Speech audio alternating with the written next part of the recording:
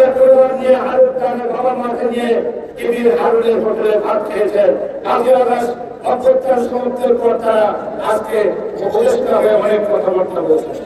আমি সারা পৃথিবীতে সম্মানিত ডক্টর ইউনূস সাহেব, আপনি একজন সম্মানিত ব্যক্তি, সারা পৃথিবীতে আপনাকে সম্মান করে, বিএনপির প্রত্যেকটি নেতার প্রতি আপনাদের সম্মান করে।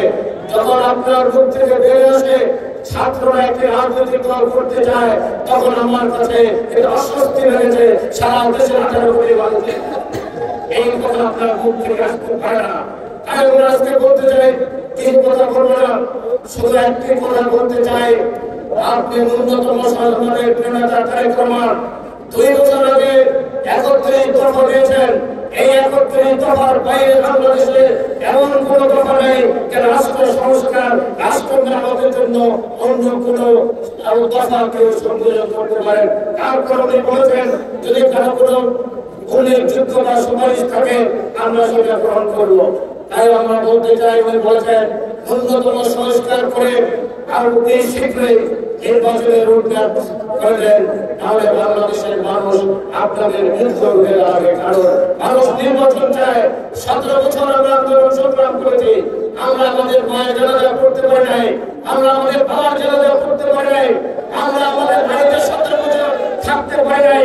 আমরা ঢাকা শহরে কেউ ফেরিওয়ালা হয়েছেন, কেউ বিভিন্ন বাড়িতে কেয়ারটেকার হয়েছেন। আজকে তাই আমরা বলতে চাই, রাস্তা আমরা তৈরি করেছি 17 বছর আমাদের শ্রম ঘামের উপর দিয়ে আজকের 5ই আগস্টের আন্দোলন, আমাদের প্রিয় নেতা তারেক রহমান লন্ডন থেকে বসে নেতৃত্ব দিয়ে এই আন্দোলন সফল কাম করেছেন। এটা আপনাদের 16 দিনের আন্দোলন নয়, এটা বিএনপির 17 বছরের আন্দোলন। আমি হাসিনাকে ধন্যবাদ দিতে চাই।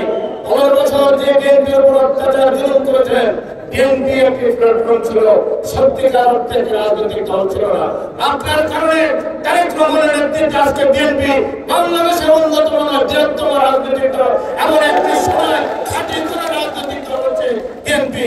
তাই আমরা 17 বছর পরিশ্রম করেছি, বাবা মার সম্পদ বিক্রি করেছি, মায়ের ঘোড়া বিক্রি করেছি, বইয়ের ঘোড়া বিক্রি করেছি, সমস্ত সম্পদ আমরা বিক্রি করেছি, জেল খেটেছি, আমরা মোকাবিলা করেছি।